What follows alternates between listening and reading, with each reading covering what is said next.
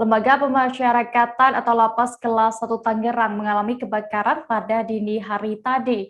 Menteri Hukum dan HAM Republik Indonesia Yasona Lauli sempat terpantau meninjau Lapas Kelas 1 Tangerang ini. Di sana Yasona Lauli kemudian menggelar jumpa pers guna menceritakan kronologi insiden kebakaran dan update terkini terkait kejadian itu. Informasi lengkapnya akan disampaikan oleh rekan jurnalis Warta Kota, Gilbert Semsandro, yang kini sudah tersambung bersama kami. Halo Gilbert.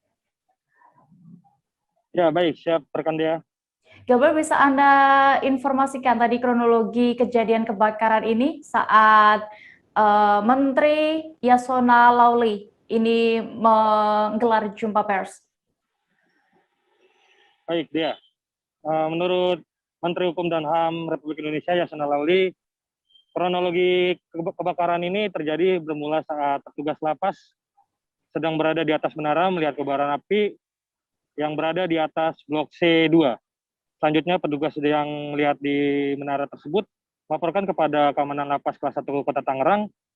Selanjutnya lalu melaporkan atau menelepon Dinas Pemadam Kebakaran Kota Tangerang, dan kemudian 13 menit kemudian sebanyak 12 unit mobil pemadam kebakaran Kota Tangerang tiba di Lapas Kelas 1 Kota Tangerang ini.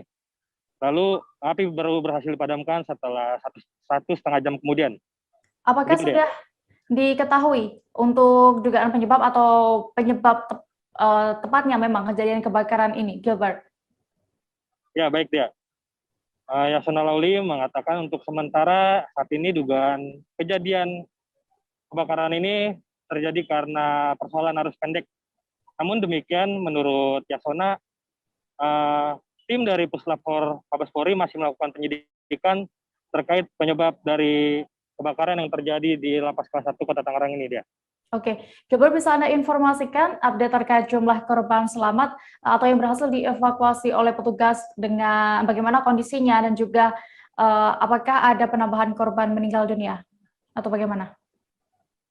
Ya, baik dia. Untuk saat ini korban meninggal dunia masih disebutkan sebanyak 41 orang, di mana 40 orang meninggal pada saat kejadian dan 1 orang lainnya meninggal saat dalam perjalanan menuju Rumah Sakit Umum Daerah Kabupaten Kota Tangerang. Lalu untuk narapidana yang selamat yang berhasil dievakuasi oleh para petugas dari Lapas Kelas 1 Kota Tangerang ini sebanyak 81 orang, dan untuk korban luka ringan yaitu sebanyak 31 orang yang saat ini sedang menjalani perawatan di klinik yang berada di dalam area lapas.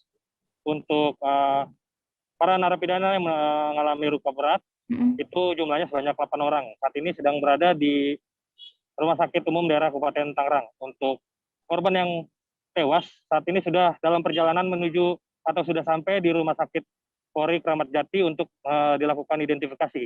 Karena menurut Yasona, korban sulit diselidiki karena sudah hangus terbakar. Begitu dia. Oke, lalu untuk kondisi terkini di Lapas Kelas 1 Kota Tangerang sendiri bagaimana pasca insiden naas kebakaran ini? Untuk kondisi terkini pada pukul 17.18 waktu Indonesia Barat di Lapas Kelas 1 Kota Tangerang masih dijaga oleh petugas dari personil kepolisian Polres Metro Tangerang Kota. Untuk pintu masuk gedung Lapas Kelas 1 Kota Tangerang ini juga masih dijaga oleh personil kepolisian dengan menggunakan senjata lengkap. Baru saja juga baru datang Menterian Menko Polhukam yaitu Mahfud MD untuk memantau proses pemeriksaan atau penyidikan olah TKP yang dilakukan dari tim Puslapor Polri. Gitu dia. Baik, Tribuners, tadi rekan Gilbert juga sudah berhasil mendapatkan keterangan dari Menteri Hukum dan HAM Yasona Lauli. Berikut liputan lengkapnya untuk Anda. Saya menyampaikan turut berlangsungkawa dan berduka cita yang sedalam-dalamnya kepada seluruh keluarga dari 41 orang korban musibah kebakaran yang terjadi di penghuni Blok C2, penghuni Blok C2 Lapas Kelas 1 Tangerang. Saya tadi sudah bertemu dengan 2 orang keluarga secara langsung, menyampaikan berlangsungkawa. Saya memanggil mewakili keluarga untuk berbicara dengan mereka. menyatakan ungkapan rasa belasungkawa kami. Yang pertama perlu saya sampaikan dulu kondisi lapasnya. Lapas kelas 1 Tangerang ini dibangun tahun 1972. Jadi sudah 42 tahun. Sejak itu kita tidak memperbaiki instalasi listriknya. Ada penambahan daya tetapi instalasi listriknya masih tetap.